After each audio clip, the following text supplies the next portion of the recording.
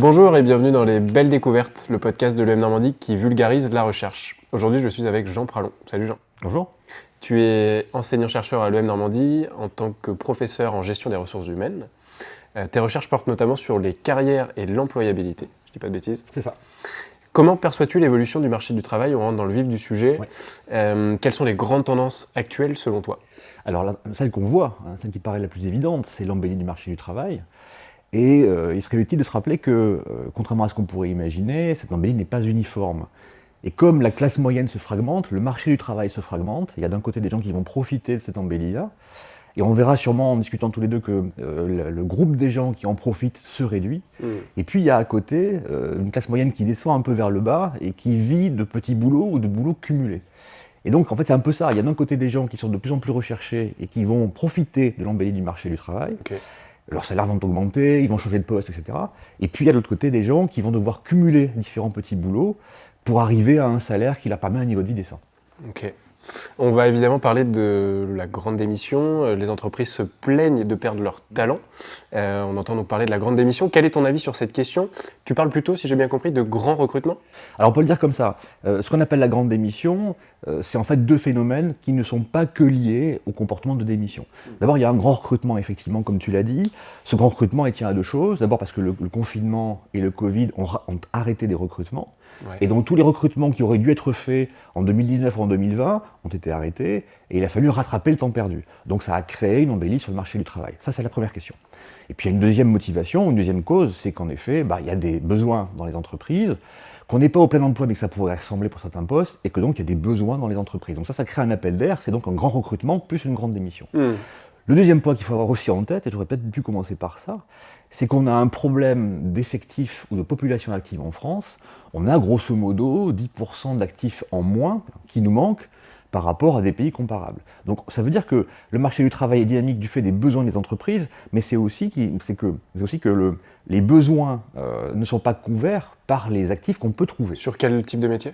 Alors c'est très général, mais c'est évidemment, alors, le grand classique c'est le développeur informatique, mais c'est aussi le cas pour des comptables, c'est aussi le cas pour des métiers beaucoup plus basiques. Il y a des besoins qui ne sont pas couverts par la réalité des gens qui peuvent être candidats aujourd'hui. Donc il y a ce sujet-là, il y a une embellie, il y a un appel d'air du marché du travail qui crée des démissions, mais les gens qui démissionnent ne partent pas pour partir, ils partent pour aller quelque part. Ce qui pose un autre problème, c'est la vraie motivation des gens qui quittent leur emploi. Ils vont où alors? Alors, ils vont dans des entreprises qui les attirent, ils sont recrutés, donc on va les chercher, on va les débaucher, on va les chercher. Le vrai sujet qui pour moi est le plus important du point de vue des individus, c'est est-ce qu'ils partent pour aller quelque part? Oui. Donc est-ce que c'est une mobilité pool, donc est-ce qu'ils sont attirés par un nouvel emploi, parce que c'est plus sympa, parce que c'est une meilleure mission, parce que c'est mieux payé, pour plein de raisons positives, donc c'est être attiré par quelque chose de plus sympa, ou est-ce qu'ils partent pour partir? Et je crois que nos collègues qui bossent sur la grande démission te diraient que dans les motivations à démissionner, donc les motivations à rejoindre une autre entreprise, il y a beaucoup de choses qui sont liées au rejet de l'entreprise actuelle. Et peut-être donc d'une méconnaissance de ce qu'ils vont vraiment trouver.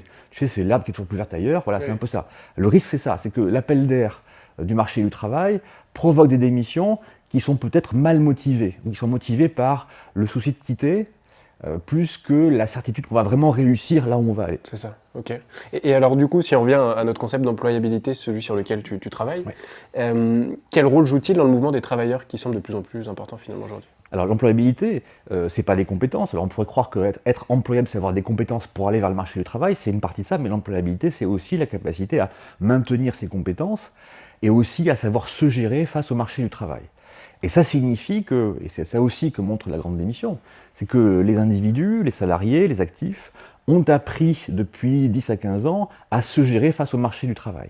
Ils ont appris à faire des CV, ils ont appris à candidater, ils ont appris à gérer des recruteurs, bref, ils ont appris des choses. Et ils ont appris à gérer leurs compétences. Donc il y a une partie de l'évolution du marché du travail qui est due aussi au fait que les salariés savent faire. Ils ont appris à naviguer un peu sur le marché du travail. Pour autant, il y a un autre sujet important à ne pas oublier, c'est qu'il y a une part de l'employabilité qui provient des salariés, c'est ce qu'on pourrait appeler l'employabilité intrinsèque, c'est la capacité de l'individu à trouver un emploi. Mais il y a une autre partie du chemin qu'on a appelée l'employabilité extrinsèque, c'est la capacité des entreprises à reconnaître les compétences. Et c'est un autre sujet. Avoir des compétences, c'est bien, les faire reconnaître, c'est un autre sujet. Et je te le disais tout à l'heure en introduction, je crois que la proportion des bons candidats, ou des candidats perçus comme bons, le vivier des très bons, devient un océan rouge, tu sais comme on dit en stratégie, c'est-à-dire en stratégie l'océan rouge c'est l'espace où tout le monde se bagarre quoi, pour les mêmes clients. Là c'est un peu la même chose, l'espace du marché du travail dans lequel sont les candidats vraiment attractifs et vraiment utiles et vraiment séduisants pour les entreprises a tendance à se limiter, à se restreindre. Et même si on parle de soft skills et de compétences transversales, le vivier dans lequel on va chercher les candidats devient de plus en plus petit. Ça ne suffit pas et ça contribue aussi beaucoup à la perception de la pénurie sur le marché du travail. Quand les entreprises disent qu'on n'a pas assez de candidats, c'est vrai démographiquement, mais c'est vrai aussi parce qu'elles vont adresser des profils qui sont de plus en plus limités. Ok. Dans un récent article, tu parlais du phénomène des transclasses. Oui. Il y a un rapport avec tout ça Tu peux nous en dire un petit peu plus sur le sujet? Alors les transclasses, ou plus généralement les gens qui vont devoir aller vers le marché du travail, alors qu'ils ne viennent pas d'un milieu social qui correspond à celui dans lequel ils vont se retrouver, ça pose une question qui pour moi est la plus importante, c'est dans quelle mesure est-ce que le recrutement et donc le marché du travail est un processus démocratique? C'est-à-dire est-ce qu'on y retrouve des mécanismes de sélection de la part des entreprises qui assurent à chacun la reconnaissance de ses compétences et de ses potentiels. Et ce n'est pas forcément toujours le cas. Ouais. Le marché du recrutement n'est pas qu'un marché de compétences. C'est aussi un marché de savoir-être qui sont très souvent des savoir-être de classe sociale. Ouais. Le marché du recrutement est un marché géré par des cadres. Les cadres, ce sont ceux qui font du recrutement. Un recruteur, c'est un cadre. Et donc, il a des codes sociaux de cadres. Et il va avoir tendance à évaluer des candidats cadres comme lui-même se voit ou s'évalue. Donc ça, pour ça, on est entre soi, c'est pas un gros problème. Mais quand on va aussi porter ces critères de sélection, comme la politesse, des compétences relationnelles, bref, des codes sociaux de CSP+, pour simplifier, vers des candidats de niveau moyen, de cadre moyen, d'employés, d'ouvriers, ça pose des problèmes de discrimination. Et ce truc-là, on ne le voit pas assez. Quelles sont les entreprises qui profitent de ce phénomène du grand recrutement, justement? Est-ce que tu en as en tête? Il y a deux critères, en fait. Évidemment que les entreprises qui ont une très belle marque employeur, qui ont des moyens, qui sont dans les centres urbains... Donc ça compte toujours la marque employeur? Bien sûr, bah oui. Tu sais, je te disais tout à l'heure que je pense que beaucoup de candidats changent pour de mauvaises raisons. Oui. Changent pour quitter plutôt que pour rejoindre. La marque employeur, c'est une mécanique d'attraction, oui. Donc ça séduit beaucoup. Donc quand on a une belle marque employeur, quand on a une bonne réputation, quand on a des moyens pour payer les gens, quand on a bref une belle enveloppe, évidemment qu'on tire son épingle du jeu parce qu'on va réussir à attirer ceux qu'on cherche. Ouais. Quand on est une entreprise plus petite, quand on est une PME, typiquement tu vois une PME qui est en province, qui n'a pas de marque employeur, qui n'est pas notoire, qui n'est pas dans un bassin d'emploi, où il y a beaucoup de compétences à trouver, c'est beaucoup plus compliqué. Et donc il y a bien cette image de prestige, de réputation, de talent qu'on peut attirer facilement, et donc de promettre à des candidats d'être parmi d'autres talents intéressants. Ouais. Et puis, il y a des gens qui ont moins de moyens, qui sont plus en province, etc., etc. En gros, pour le dire beaucoup plus radicalement, c'est plus facile quand on a une très belle boîte qui est implantée à Clichy de retirer son épingle du jeu du recrutement actuel que quand on est une PME industrielle qui fait de la chaudronnerie dans l'Isère. C'est clair. Et encore l'Isère. C'est pas si mal. Oui. Selon toi, alors, comment va évoluer le marché du travail Alors, tu sais bien que je ne vais pas répondre à ta question, parce que sinon c'est trop facile. Ou sinon je serais voyant. Nostradamus. Voilà, c'est ça. Ce que je te disais au début, c'est cette segmentation-là. Je pense qu'il y a de fortes chances qu'elle s'accroisse. C'est-à-dire qu'on va de plus en plus, si on n'y prend pas garde, continuer à chercher les mêmes et se battre pour les mêmes, parce qu'il y a des postes essentiels pour les entreprises et que donc il faut des très bons. Et il y a aussi ça quand même, tu vois, le monde de l'entreprise et du business n'est pas un monde très sympathique. Et donc il y a un enjeu de monter en compétences pour tout le monde, d'être dans la compétition internationale, d'avoir les meilleurs. Donc ça c'est un sujet qui va provoquer probablement de plus en plus de concurrence pour un nombre limité de profils. Et puis il y a les autres.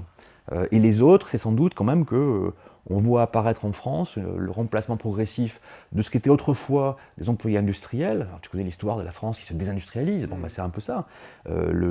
L'employé lambda, qui était autrefois un ouvrier de l'industrie, il est aujourd'hui plutôt en logistique. Ouais. C'est un livreur Uber, ou c'est un livreur Deliveroo, ou c'est un chauffeur Uber.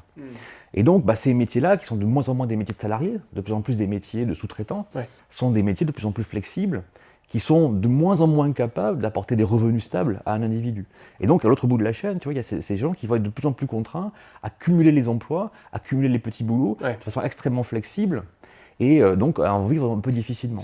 C'est une grande tendance qui suit l'accroissement des inégalités au sens plus large du terme de la société. C'est ça. Et vraiment, il faut avoir en tête que l'image qu'on se donne d'une France homogène, d'un océan de classe moyenne où tout le monde, en gros, consomme comme son voisin, a des revenus comme ceux de son voisin, c'est une illusion.